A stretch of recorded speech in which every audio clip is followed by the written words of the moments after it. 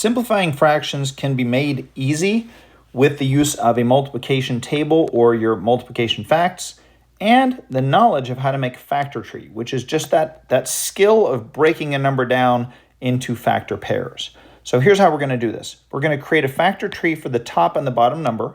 We're going to cross out stuff that's in common, and we're going to remultiply our leftovers. I have two examples to show you. This will work on all fractions, and your multiplication tables, if you need them, will come in handy. So watch what we're going to do. We're going to make a factor tree thinking of numbers that multiply together to give you 32. We'll start with the top number. Now, there's lots of pairs, but the one that comes to mind is 8 times 4. You could do 16 times 2, or the only one I wouldn't do is 32 times 1. I wouldn't do anything with a fraction.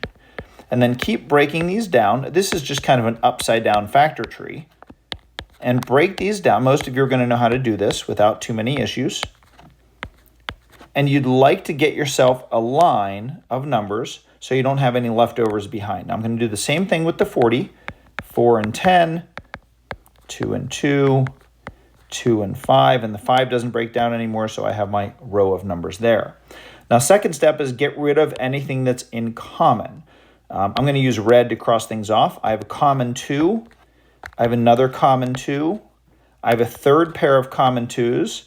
Now, I have more 2s here, but I don't care about the 2s that are side by side. I only care if they're top and bottom, so we're going to leave those alone.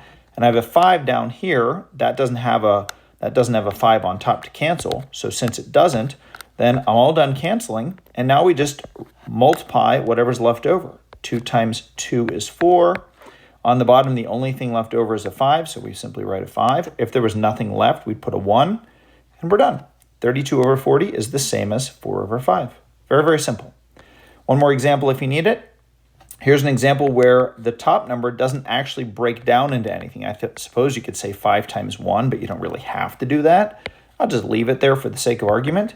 I have a 3 and a 10, so the 10 breaks down to 2 times 5, and I'll bring the 3 down so I have a nice row of numbers.